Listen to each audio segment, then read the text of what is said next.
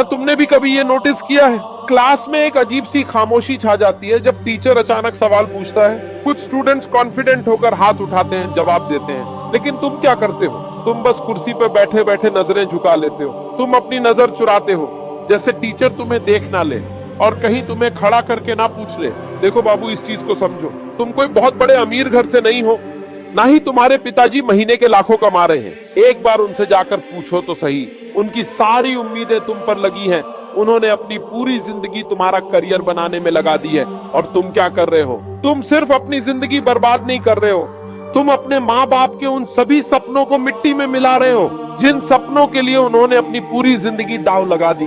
देखो, अगर अभी भी तुम्हें ये समझ नहीं आ रहा है कि तुम अपनी ही जिंदगी बर्बाद कर रहे हो तो ये वीडियो छोड़कर चले जाओ। लेकिन अगर मेरी बात समझ में आ रही है तो आगे मैं तुम्हें जो बता रहा हूँ ना, उसे ध्यान से और गौर से सुनना। तुम्हारे दिमाग के तार खुलने वाले हैं, तुम आगे वीडियो में खो जाओगे, इसलिए पहले चैनल को सब्सक्राइब कर लो।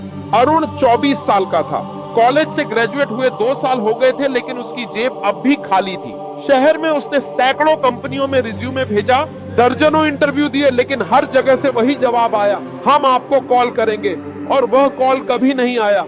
धीरे धीरे उसके अंदर का आत्मविश्वास टूटता गया। वह सोचता, शायद मैं ही बेकार हूँ, शायद मेरी किस्मत ही खराब है। थक हार कर वह शहर से गांव लौट आया, लेकिन गांव में भी कोई नया रास्ता उसके सामने नहीं था। एक शाम जब वह बेमकसद घूम रहा था, उसकी नजर उस पुरानी इमारत पर पड़ी जिसे बचपन से ही वीरान देखता आया था।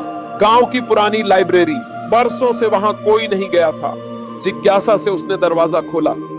धूल का बादल उसके चेहरे पर उड़ा। अंदर अंधेरा था, अलमारियां टूटी हुई, किताबें बिखरी पड़ी थीं, लेकिन उसी बिखरेपन के बीच एक मोटी किताब पड़ी थी, चमड़े के कवर वाली, अलग सी। उसने किताब उठाई। कवर पर सुनहरे अक्षरों में लिखा था, धन का रहस्य, 10 नियम जो किसी को भी अमीर बना सकते हैं। अरुण की धड़कन तेज हो गई। उसने किताब खोली। पहले पन्ने पर लिखा था, अगर तुम ये पढ़ रहे हो तो समझ लो कि तुम्हें अपनी किस्मत बदलने का मौका मिला है, लेकिन याद रखना, यह रहस्य हर किसी को नहीं मिलता। हर नियम के साथ एक कार्य है, अगर कार्य पूरा करोगे तभी अगला नियम खुल पाएगा। अरुण की आंखें ठहर गईं। उसे लगा ये किताब सीधे उससे बात कर रही है। उसने पन्ना पलटा। पहला नियम, धन वहीं जन्म लेता है जहां विचार की आग जलती है। गरीबी पैसों की कमी से नहीं, विचारों की कमी से होती है। तुम्हारा पहला कार्य है, अपने गांव के 5 अलग अलग लोगों से मिलो, उनके संघर्ष सुनो और उनमें से विचार खोजो। वही विचार तुम्हारे लिए पहला बीज होगा। उसने किताब बंद की। उससे यह सब किसी फिल्म जैसा लग रहा था, लेकिन उसके पास अब खोने को कुछ नहीं था। अगले ही दिन उसने यह कार्य शुरू कर दिया। सबसे पहले वह किसान हरिदास के पास गया। बूढ़ा किसान थका हारा बोला, पूरे साल खेत में मेहनत करता हूँ, लेकिन मंडी तक पहुँचते ही बिचौलिए दाम गिरा देते हैं। मेरी मेहनत का असली फायदा मुझे नहीं मिलता। अरुण ने मन ही मन नोट किया, समस्या, सही दाम तक न पहुँचना। फिर वह गांव की सिलाई करने वाली बुआ जी के पास गया। उन्होंने कहा, कपड़े तो अच्छे बना लेती हूँ, लेकिन गांव में कोई खरीदार नहीं मिलता, शहर तक ले जाने का रास्ता नहीं है। अरुण ने लिखा, समस्या, बाजार तक पहुँचने। तीसरे नंबर पर उसने एक नौजवान क्रिकेट खिलाड़ी से बात की। लड़का बोला, टैलेंट है लेकिन ट्रेनिंग और प्लेटफॉर्म नहीं, बस दोस्तों के साथ खेलकर रह गया। अरुण ने सोचा, समस्या, टैलेंट है लेकिन दिशा नहीं। इसके बाद वह दूध बेचने वाले से मिला। उसने कहा, बीच में व्यापारी सारा मुनाफा ले जाते हैं, हमें बस मेहनत का टुकड़ा मिलता है। अरुण ने लिखा, समस्या, सिस्टम बीच में रोक देता है। और आखिरी मुलाकात उसने गांव की बूढ़ी दादी से की। दादी बोली, बेटा, गरीबी पेट से नहीं, दिमाग से निकलती है। यह वाक्य सीधा उसके दिल पर लगा। अब उसके पास 5 अलग अलग कहानियां थी। उसने उन्हें जोड़कर देखा तो पैटर्न साफ था, सब लोग मेहनत करते हैं, लेकिन किसी के पास सही सिस्टम और सही दिशा नहीं है। तभी उसके दिमाग में एक विचार आया, अगर मैं ऐसा प्लेटफॉर्म बना दूं जिससे गांव की चीजें सीधे शहर तक पहुंचे, तो किसानों, कारीगरों, सबको फायदा होगा। ये सिर्फ उनकी मदद नहीं होगी, ये मेरा पहला बिजनेस भी बन सकता है। उसकी आंखों में चमक आ गई। बेरोजगारी में डूबा हुआ अरुण पहली बार खुद को किसी रास्ते पर चलते हुए महसूस कर रहा था। वह तुरंत लाइब्रेरी भागा और किताब खोली। पन्ने पर सुनहरी लकीरों में लिखा था, शाबाश, तुमने पहला कदम उठाया है। याद रखो, विचार ही तुम्हारा असली सोना है। लेकिन उसी के नीचे अचानक नए शब्द उभरने लगे, तुम्हारा विचार तभी असली सोना बनेगा जब तुम इसे परखोगे। अगला कार्य है, अपने गांव के कम से कम 3 लोगों को यह यकीन दिलाओ कि तुम्हारा आइडिया सच में उन्हें फायदा देगा। अगर तुम ऐसा कर पाते हो, तभी अगला रहस्य तुम्हारे सामने खुलेगा। अरुण किताब को घूरता रह गया। यह खेल आसान नहीं था, विचार सोचना एक बात थी, लेकिन लोगों को यकीन दिलाना एकदम अलग बात। उसके सामने अब असली चुनौती खड़ी थी। उसने गहरी सांस ली और बुदबुदाया, अगर मैं 3 लोगों को मना पाया तो अगला दरवाजा खुलेगा, लेकिन अगर नहीं तो ये किताब यहीं रुक जाएगी। अरुण देर रात तक किताब को देखता रहा। पन्ने पर उभरे शब्द अब भी उसकी आंखों के सामने चमक रहे थे। अपने गांव के कम से कम 3 लोगों को यकीन दिलाओ। यह लाइन उसके लिए किसी आदेश की तरह थी, लेकिन यकीन दिलाना आसान नहीं था। विचार सोच लेना एक बात थी, दूसरों को उसमें भरोसा दिलाना बिल्कुल अलग चुनौती। सुबह उसने सबसे पहले किसान हरिदास को ढूंढा। खेत में काम करता बूढ़ा किसान थका हुआ लग रहा था। अरुण ने कहा, काका, अगर आपकी फसल सीधी शहर के खरीदार तक पहुंच जाए और बीच में कोई व्यापारी न रहे तो क्या आपको सही दाम मिलेगा? हरिदास ने हंसते हुए कहा, बेटा, ये बातें सुनने में तो अच्छी लगती हैं, लेकिन यहाँ से शहर तक कौन ले जाएगा? हम जैसे लोग बस सपने ही देख सकते हैं। अरुण ने हार नहीं मानी। उसने मोबाइल निकाला और हरिदास को दिखाया कि कैसे ऑनलाइन प्लेटफॉर्म पर किसान अपनी उपज बेच सकते हैं। सोचिए, अगर गांव का सामान भी ऐसे बेचा जाए तो आपको भी फायदा होगा। हरिदास की आंखों में चमक आई, लेकिन वह चुप रहा। अरुण समझ गया, यह आधा यकीन था, पूरा नहीं। दूसरी बार उसने सिलाई करने वाली बुआ जी से मुलाकात की। उसने कहा, बुआ जी, अगर आपके कपड़े सीधे शहर तक पहुंचे तो आपको 2 गुना दाम मिलेगा। बुआ जी ने कटाक्ष किया, बेटा, हमें कौन पूछता है? शहर में इतनी बड़ी बड़ी कंपनियां हैं, वहां हमारे कपड़े कौन खरीदेगा? अरुण ने मुस्कुराते हुए कहा, शहर वाले ही तो गांव के हाथ से बने कपड़े ढूंढते हैं। आपके काम में वो ओरिजिनल टच है, मशीनों में वो नहीं है। अगर मैं आपके कपड़े शहर तक पहुंचाऊं तो आपको फायदा होगा। बुआ जी थोड़ी देर सोचती रही और फिर बोली, अगर ऐसा हो जाए तो वाकई अच्छा है, लेकिन बेटा, ये सब बातें करना आसान है, करना मुश्किल। अरुण को लगा जैसे किताब की परीक्षा हर कदम पर और कठिन हो रही है। अब उसके पास 2 मुलाकातें थीं, लेकिन पूरा भरोसा किसी का नहीं मिला था। तीसरे नंबर पर वह दूध बेचने वाले के पास गया। उसने कहा, भाई, अगर तुम्हारा दूध सीधे शहर के घरों तक पहुंचे और बीच का व्यापारी हट जाए तो तुम्हें ज्यादा दाम मिलेगा। दूध वाला हंस पड़ा, और ये जादू करेगा कौन? अरुण ने गंभीर होकर जवाब दिया, मैं ऐसा प्लेटफॉर्म बनाऊंगा, तुम सिर्फ दूध बेचो, बाकी सब मैं संभालूंगा। दूध वाले ने उसे लंबे समय तक देखा और बोला, अगर सच में ऐसा कर दिया तो हमें फायदा ही फायदा है, मैं मानता हूँ। अरुण के चेहरे पर पहली बार आत्मविश्वास की झलक आई, लेकिन किताब ने कहा था 3 लोगों को यकीन दिलाना। अब तक उसके पास सिर्फ एक ही था, बाकी दोनों अभी आधे अधूरे विश्वास पर थे।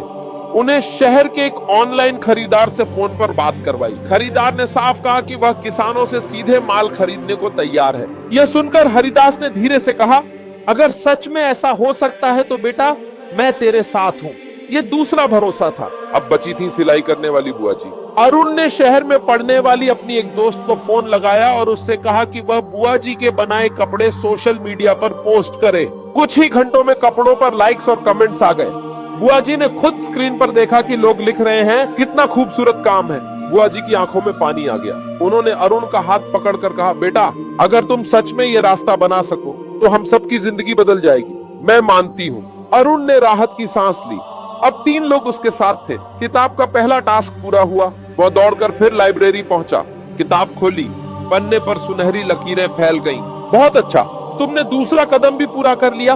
अब तुमने साबित कर दिया है कि विचार सिर्फ कागज पर नहीं, असली दुनिया में भी जगह बना सकते हैं। अरुण मुस्कुराया, लेकिन तभी किताब के पन्ने पर शब्द बदलने लगे। लेकिन याद रखो, विचार और विश्वास ही काफी नहीं है। अगर तुम्हें सच में अमीर बनना है तो तुम्हें अपने पैसों को काम पर लगाना होगा। तीसरा नियम तुम्हें यही सिखाएगा कैसे पैसा पैदा करता है। अरुण ने पन्ना पलटने की कोशिश की, लेकिन पन्ना बंद हो गया।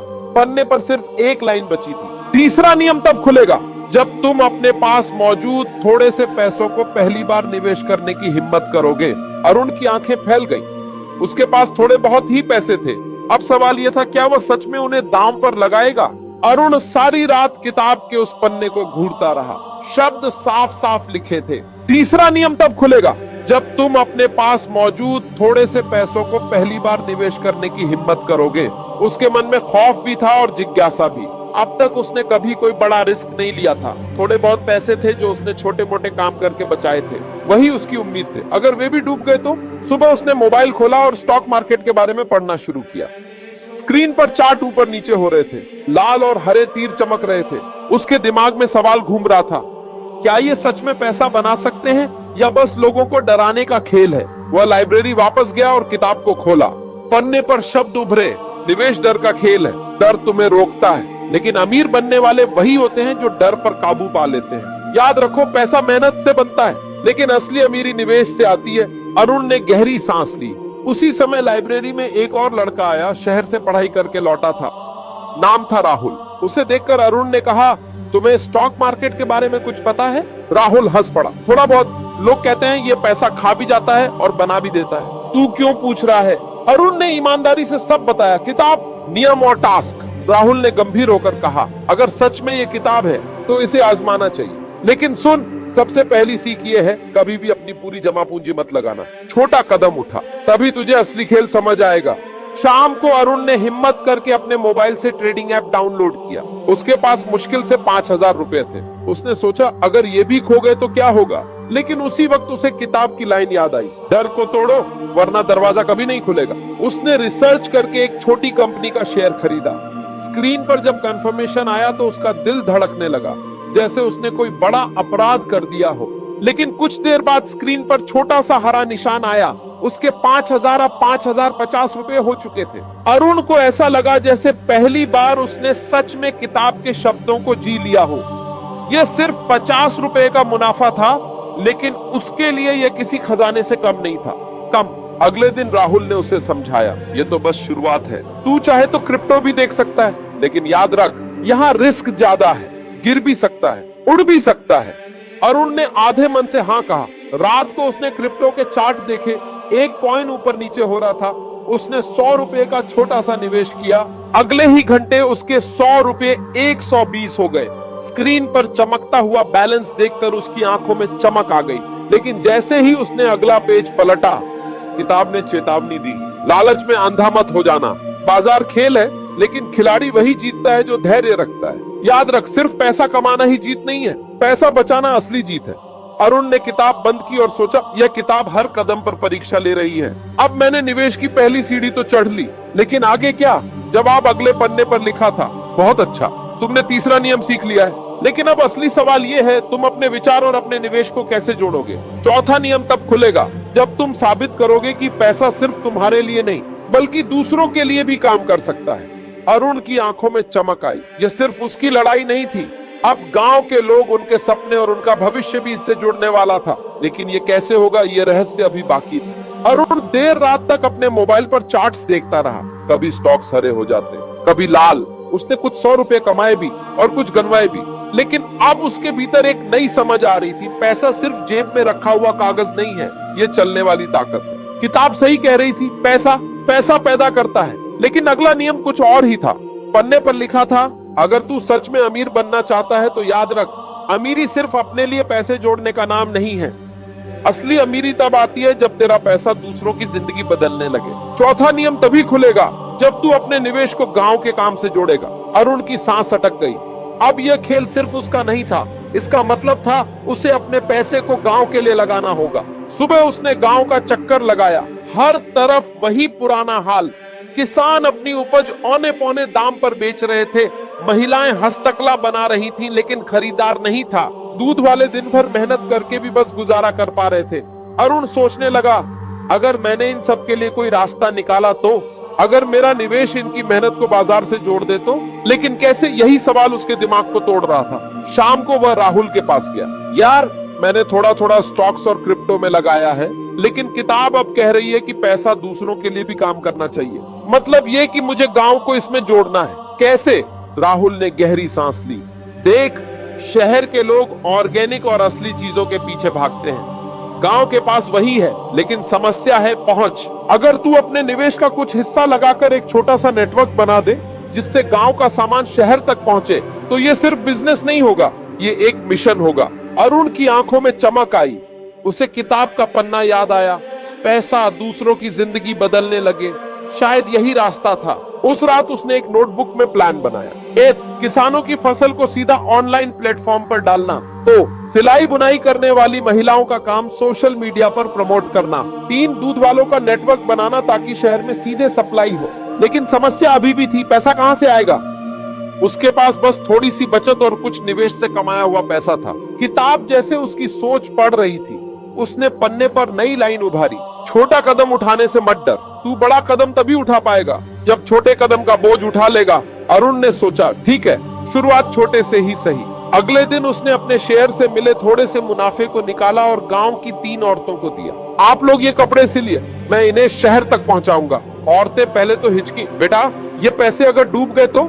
अरुण ने आत्मविश्वास से कहा, अगर डूब भी गए तो जिम्मेदारी मेरी होगी, आपका काम किसी हालत में रुकेगा नहीं। वो खुद बस अड्डे तक गया और कपड़े शहर भेजे। 2 दिन बाद उसकी दोस्त ने कॉल किया, अरुण तेरे गांव के बनाए कपड़े बिक गए, और सुन लोगों ने और ऑर्डर भी डाले हैं। अरुण की धड़कनें तेज हो गई। उसने महसूस किया ये सिर्फ बिजनेस नहीं, ये एक चेन है जो गांव के पसीने को शहर के पैसों से जोड़ रही है। वह दौड़कर लाइब्रेरी पहुंचा, किताब खोली। इस बार पन्ने पर सुनहरी लकीरें नहीं बल्कि हल्की सी नीली चमक थी। शब्द लिखे थे, तूने चौथा नियम सीख लिया है, पैसा अब सिर्फ तेरे लिए नहीं बल्कि गांव के लिए भी चलने लगा है। यही असली अमीरी की शुरुआत है। अरुण मुस्कुराया, लेकिन तभी पन्ने पर अचानक शब्द बदल गए। लेकिन याद रख, जितना बड़ा काम होगा उतनी बड़ी परीक्षा होगी। 5वां नियम तभी खुलेगा जब तू ये साबित करेगा कि तू अकेला नहीं है। अब तूने लोगों को जोड़ना है, एक टीम बनानी है। देख, असली लड़ाई अकेले नहीं जीती जाती। अरुण ने किताब बंद की। उसके भीतर उत्साह भी था और डर भी। अब उसे सिर्फ बिजनेस नहीं, एक टीम बनानी थी। देख, असली लड़ाई अकेले नहीं जीती जाती। अरुण ने किताब बंद की। उसके भीतर उत्साह भी था और डर भी। अब उसे सिर्फ बिजनेस नहीं, एक टीम बनानी थी। लेकिन गांव में कौन उसके साथ चलेगा? कौन उसकी सोच पर भरोसा करेगा? उसके दिमाग में 100 सवाल घूम रहे थे और यही उसका अगला इम्तिहान था। अरुण के दिमाग में सारी रात वही शब्द गूंजते रहे, 5वां नियम तभी खुलेगा जब तू ये साबित करेगा कि तू अकेला नहीं है। अब तूने लोगों को जोड़ना है, एक टीम बनानी है। उसे पहली बार एहसास हुआ कि अब तक वह जो भी कर रहा था वह अकेले के दम पर था। थोड़ा निवेश, थोड़ा हिम्मत, थोड़े से प्लान। लेकिन किताब सही कह रही थी, बड़ी लड़ाइयां अकेले नहीं जीती जाती। सुबह होते ही उसने गांव का चक्कर लगाया। लोग उसके छोटे छोटे कामों से प्रभावित तो थे, लेकिन अभी भी उनमें शक बाकी था। किसानों को लग रहा था कि यह सब ज्यादा दिन नहीं चलेगा। महिलाएं सोच रही थीं कि शहर वाले कब तक उनके कपड़े खरीदेंगे। दूध वाले डर रहे थे कि अगर अचानक ऑर्डर बढ़ गए तो क्या वे संभाल पाएंगे। अरुण समझ गया, टीम बनाने के लिए सिर्फ लोगों को जोड़ना काफी नहीं, उन्हें भरोसा दिलाना होगा। उसने सबसे पहले राहुल को ढूंढा। यार, तू तो पढ़ा लिखा है, मेरे साथ चल, इस काम को बड़ा बनाते हैं। राहुल ने हंसते हुए कहा, सपना तो बड़ा है, लेकिन सोच ले, इसमें मेहनत भी उतनी ही लगेगी।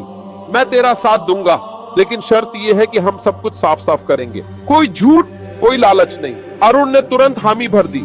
अब उसके पास पहला साथी था। अगला कदम था गांव के भीतर किसी ऐसे को जोड़ना जो लोगों को प्रेरित कर सके।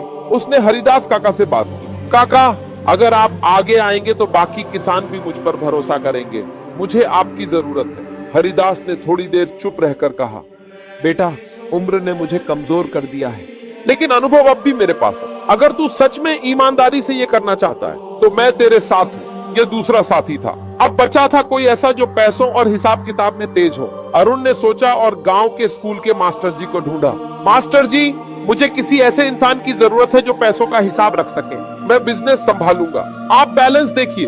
मास्टर जी पहले हंसे, फिर बोले, ठीक है, लेकिन याद रखो बेटा, पैसा सबसे बड़ा इम्तिहान है। इसे गलत दिशा में ले गए तो पूरा काम बर्बाद हो जाएगा। अरुण ने हामी भरी। अब उसकी टीम में 4 लोग थे, वह खुद, राहुल, हरिदास काका और मास्टर जी। शाम को सब एक जगह बैठे। अरुण ने नोटबुक खोली और बोला, हम गांव का पहला छोटा सा नेटवर्क बनाएंगे। किसान फसल देंगे, महिलाएं कपड़े बनाएंगी, दूध वाले सप्लाई करेंगे, राहुल शहर से ऑनलाइन प्लेटफॉर्म संभालेगा, मास्टर जी हिसाब रखेंगे और काका हमें सही दिशा दिखाएंगे। सब थोड़ी देर चुप रहे। फिर हरिदास काका बोले, अगर ये काम चल पड़ा तो सिर्फ हमारा ही नहीं, पूरे गांव का फायदा होगा। अरुण के दिल में एक अजीब सी गर्माहट आई। पहली बार उसे लगा कि वह अकेला नहीं है। उस रात वह लाइब्रेरी पहुंचा, किताब खोली, पन्ने पर सुनहरी लकीरें फैल गईं। बहुत अच्छा, तूने 5वां नियम पूरा कर लिया है। अब तेरे पास टीम है। याद रख, टीम ताकत देती है, लेकिन ताकत को दिशा देने के लिए विजन चाहिए। 6ठा नियम यही है, अगर तू अपनी टीम को दिशा नहीं देगा तो सब बिखर जाएगा। अरुण ने पन्ना पलटने की कोशिश की, लेकिन पन्ने पर सिर्फ एक लाइन रह गई। 6ठा नियम तभी खुलेगा जब तू अपनी टीम को पहला असली मिशन देगा और साबित करेगा कि यह सिर्फ एक सपना नहीं बल्कि हकीकत है। अरुण की आंखों में उत्साह था, लेकिन साथ ही डर भी। अब तक ये सब छोटे छोटे कदम थे, असली मिशन का मतलब था बड़ा रिस्क। और यही उसकी अगली परीक्षा थी। अरुण पूरी रात सो नहीं पाया। किताब के शब्द उसके कानों में गूंजते रहे। छठा नियम तभी खुलेगा जब तू अपनी टीम को पहला असली मिशन देगा और साबित करेगा कि ये सिर्फ सपना नहीं बल्कि हकीकत है। सुबह होते ही उसने टीम को बुलाया। सब चारों लोग पुराने पीपल के पेड़ के नीचे इकट्ठा हुए। राहुल, हरिदास काका, मास्टर जी और वह खुद। अरुण ने धीरे धीरे कहा, अब वक्त आ गया है कि हम पहला बड़ा कदम उठाएं। हमने किसानों, औरतों और दूध वालों से वादे किए हैं। अब हमें साबित करना होगा कि हमारी बात सिर्फ हवा में नहीं है। मेरा मानना है कि हमें गांव का पहला ऑनलाइन हाट बनाना चाहिए। एक छोटा सा डिजिटल मेला जिसमें गांव के प्रोडक्ट शहर तक पहुंचे। सब चौंक गए। मास्टर जी ने कहा, बेटा, डिजिटल और हमारे गांव, ये कैसे मुमकिन है? अरुण ने नोटबुक खोली और समझाना शुरू किया। राहुल प्लेटफॉर्म बनाएगा, मैं निवेश लगाऊंगा, काका किसानों से सामान जुटाएंगे, मास्टर जी हिसाब देखेंगे और हम मिलकर एक हफ्ते में पहला ऑर्डर शहर तक पहुंचाएंगे। हरिदास काका ने माथा खुजाते हुए कहा, लेकिन बेटा, अगर ये फेल हो गया तो लोग हम पर हंसेंगे। अरुण ने दृढ़ आवाज में कहा, काका, हंसी का डर ही हमें सालों से रोक रहा है। अब हमें डर तोड़ना होगा। पहला मिशन छोटा होगा लेकिन असर बड़ा। राहुल ने लैपटॉप निकाला और बोला, मैं एक सिंपल वेबसाइट बनाता हूँ जिसमें गांव के 3 प्रोडक्ट डालेंगे, गेहूं, दूध और कपड़े। ऐसे सोशल मीडिया पर डाल देंगे, देखते हैं शहर से कोई ऑर्डर आता है या। मास्टर जी ने हिसाब लगाते हुए कहा, ठीक है, लेकिन अगर ऑर्डर आया तो डिलीवरी कैसे होगी? हमारे पास ट्रक नहीं, बस नहीं। अरुण मुस्कुराया, यही खेल है, मैं खुद जाऊंगा। अगर पहला ऑर्डर हमें मिला तो मैं अपनी बाइक से भी सामान शहर तक पहुंचाऊंगा। टीम कुछ देर चुप रही। फिर हरिदास काका ने कहा, ठीक है बेटा, चल, ये जोखिम उठाते हैं। उस रात राहुल ने वेबसाइट बनाई, नाम रखा गांव से शहर तक। कपड़े सिलाई करने वाली औरतों ने 3 सूट तैयार किए। हरिदास काका ने ताजा गेहूं दिया। दूध वाले ने 10 लीटर दूध बोतलों में भर कर दिया। सब कुछ तैयार था। अब इंतजार था सिर्फ एक चीज का, पहले ऑर्डर का। 2 दिन तक कोई हलचल नहीं हुई। टीम की हिम्मत टूटने लगी। मास्टर जी बोले, शायद ये सब बेकार है। हरिदास काका बड़बड़ाए, लोग हंसेंगे हम पर। लेकिन तीसरे दिन राहुल दौड़ता हुआ आया। अरुण, ऑर्डर आ गया। सबकी आंखें चमक उठी। एक शहर की फैमिली ने गेहूं और कपड़े खरीदे थे। दूध नहीं लिया, लेकिन 2 प्रोडक्ट बिक चुके थे। अरुण ने तुरंत बाइक तैयार की। बोला, ये हमारा पहला मिशन है, मैं खुद डिलीवर करूंगा। सामान बांधकर वह शहर की तरफ निकल पड़ा। रास्ता कठिन था, लेकिन उसके भीतर अजीब सी ताकत थी। हर किलोमीटर पर उसे किताब के शब्द याद आते रहे, साबित कर कि यह सपना नहीं, हकीकत है। जब वह शहर पहुंचा और सामान खरीदार को दिया तो महिला ने हंसते हुए कहा, वाह, इतने अच्छे और सस्ते दाम में इतना अच्छा सामान, अगली बार और ऑर्डर दूंगी। अरुण का दिल धड़कने लगा। ये जीत सिर्फ पैसों की नहीं थी, भरोसे की थी। वह गांव लौटा तो पूरी टीम उसका इंतजार कर रही थी। सबने ताली बजाई। मास्टर जी ने हिसाब देखकर कहा, नुकसान नहीं, थोड़ा फायदा हुआ है। अरुण ने गहरी सांस ली। उसे लगा जैसे किताब का नया पन्ना खुद उसके दिल में खुल गया हो। वह लाइब्रेरी भागा, किताब खोली। इस बार पन्ने पर आग जैसी लकीरें थीं। तूने छठा नियम पूरा कर लिया है। अब तेरी टीम ने पहला मिशन पूरा किया है। याद रख, छोटा कदम बड़ी दिशा देता है। लेकिन तभी पन्ने पर नए शब्द उभरे। अब असली परीक्षा शुरू होगी। 7वां नियम तभी खुलेगा जब तू अपने काम को टिकाऊ बनाएगा। अमीर वही होता है जो एक जीत के बाद रुकता नहीं, बल्कि उसे सिस्टम में बदल देता है। अरुण ने किताब बंद की। अब उसकी आंखों में सिर्फ एक सवाल था, क्या मैं इस छोटे से काम को बड़ा और टिकाऊ बना पाऊंगा? अरुण अब समझ चुका था कि सिर्फ मेहनत या संयोग से कमाया हुआ पैसा ज्यादा दिन टिकता नहीं है। पहली कुछ कमाई ने उसे उत्साहित किया था, लेकिन भीतर से उसे डर था, अगर ये सब रुक गया तो। किताब के अगले पन्ने पर लिखा था, जो भी काम कर उसे इस तरह बना कि तू ना भी रहे तब भी वो चलता रहे। यही है सिस्टम बनाने का असली अर्थ। उसने सोचा, मतलब मुझे हर बार खुद भागना नहीं चाहिए, बल्कि ऐसा ढांचा बनाना चाहिए कि काम अपने आप चलता रहे। वो अपने दोस्तों और गांव वालों के साथ बैठा। राहुल ने सुझाव दिया, हमें ऑर्डर का पूरा शेड्यूल बनाना चाहिए। कौन किसान कितना अनाज देगा, कौन महिलाएं कितने कपड़े बनाएंगी और कब शहर भेजना है। मास्टर जी ने तुरंत हिसाब की डायरी संभाली। बच्चे पैकिंग में मदद करने लगे। धीरे धीरे हर कोई अपनी अपनी भूमिका निभाने लगा। शुरुआत में गड़बड़ भी हुई, किसी हफ्ते अनाज ज्यादा हो गया तो किसी हफ्ते कपड़े समय पर तैयार नहीं हुए। लेकिन अरुण ने एक नियम बना दिया, गलती हो सकती है लेकिन वही गलती दोबारा नहीं होनी चाहिए। किताब का एक और वाक्य उसे याद आया, सिस्टम वो होता है जो तुम्हारी कमजोरी को ताकत में बदल दे। अब सब व्यवस्थित होने लगा। हर शुक्रवार को टीम मीटिंग होती, हर रविवार को रिपोर्ट बनती और हर महीने गांव के बुजुर्गों को काम का हाल बताया जाता। अरुण ने महसूस किया कि पहले जो छोटा सा प्रयास था, अब वह एक टिकाऊ सिस्टम बन चुका है। उसकी कमाई स्थिर होने लगी। लेकिन किताब के अगले पन्ने पर एक अजीब लाइन थी, सिस्टम सिर्फ काम का नहीं होता, भरोसे का भी होता है। क्या तू अगले इम्तिहान के लिए तैयार है? अरुण चौंक गया। अगला पन्ना उसे भरोसे की सबसे बड़ी परीक्षा की ओर ले जा रहा था। जैसे जैसे बिजनेस बढ़ा, वैसे वैसे चुनौतियां भी बढ़ने लगी। एक बार ऐसा हुआ कि शहर भेजा गया सामान देर से पहुंचा। ग्राहक नाराज हो गया और बोला, अब हम ऑर्डर कैंसिल कर देंगे। अरुण के माथे पर पसीना आ गया। उसे पहली बार लगा कि एक छोटी सी गलती सब कुछ खत्म कर सकती है। उस रात उसने किताब खोली। उस पर लिखा था, पैसा खो जाएगा तो दोबारा आ सकता है, लेकिन भरोसा खो गया तो तू हमेशा गरीब रहेगा। अरुण ने फैसला किया कि वह किसी भी हाल में भरोसा नहीं टूटने देगा। उसने तुरंत ग्राहक को फोन किया, माफी मांगी और अगला ऑर्डर मुफ्त देने का वादा किया। ग्राहक चौंका, लेकिन उसकी ईमानदारी देखकर राजी हो गया। गांव वाले सोच रहे थे कि नुकसान हो गया, लेकिन अगले हफ्ते वही ग्राहक अपने 3 और दोस्तों को लेकर आया। सबने ऑर्डर दिया। अरुण समझ गया, नुकसान पैसे का नहीं, सोच का होता है। उसने अपनी टीम से कहा, हमारा असली बैंक बैलेंस पैसे का नहीं, लोगों के भरोसे का है। अगर यह खाता भरा रहेगा तो हमें कभी कंगाल नहीं होना पड़ेगा। लेकिन किताब का पन्ना आगे एक और इशारा करता है, कभी कभी भरोसा टूटेगा ही। सवाल ये नहीं कि टूटेगा या नहीं, सवाल यह है कि तू उसे हार मानेगा या सबक। यानी अगली चुनौती अब हार और असफलता की होने वाली थी। गांव और शहर के बीच अरुण का नेटवर्क तेजी से फैल रहा था। लेकिन एक दिन बड़ा ऑर्डर खराब हो गया। गाड़ियों में अनाज भीग गया, कपड़ों पर दाग पड़ गए और ग्राहक ने सब वापस लौटा दिया। गांव में अफवाहें उड़ने लगी, ये काम ज्यादा दिन नहीं चलेगा। कई लोग मजाक उड़ाने लगे। अरुण को लगा जैसे उसके पैरों के नीचे से जमीन खिसक गई। उसने गुस्से में किताब उठाई। पन्ने पर मोटे अक्षरों में लिखा था, हार को सब अंत मानते हैं, लेकिन अमीर उसे अगले कदम का ईंधन बनाते हैं। अरुण ने रात भर सोचा, अगर ये फेलियर मुझे रोक दे तो क्या मैं अलग हो पाऊंगा उन लाखों बेरोजगारों से जो कोशिश करके छोड़ देते हैं। अगली सुबह उसने गांव वालों को बुलाया और कहा, यह हमारी सबसे बड़ी गलती थी, लेकिन इससे हम सीखेंगे। उसने सामान पैक करने के नए तरीके निकाले, प्लास्टिक की जगह मजबूत कंटेनर, कपड़ों के लिए वाटरप्रूफ बैग। पहले तो सबको शक हुआ, लेकिन जब अगली डिलीवरी बिना किसी नुकसान के पहुंची तो वही लोग अरुण की तारीफ करने लगे। अरुण ने सीखा कि असफलता डरावनी नहीं होती, डरावना होता है उससे भागना। अब उसके लिए हर असफलता नया ईंधन थी। किताब का आखिरी पन्ना खुला और उस पर लिखा था, तूने विचार से शुरुआत की, सिस्टम बनाया, भरोसा कमाया और असफलता को ताकत बनाया। अब तैयार हो जा जानने के लिए कि असली अमीरी क्या होती है। कई महीने गुजर चुके थे। अरुण का काम अब पूरे जिले तक फैल चुका था।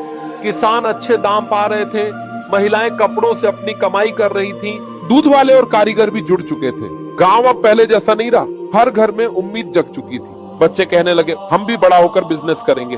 बुजुर्ग कहते, इस लड़के ने गांव को नया रास्ता दिखा दिया। अरुण ने किताब का आखिरी पन्ना खोला। उस पर लिखा था, अमीर वह नहीं जो पैसे गिनता है, अमीर वह है जो दूसरों की जिंदगी बदलता है। उसने महसूस किया कि पहले वह सिर्फ नौकरी खोज रहा था, फिर पैसा कमाने की कोशिश कर रहा था, लेकिन अब वह गांव के लिए एक नई उम्मीद बन चुका था। किताब धीरे धीरे चमकने लगी।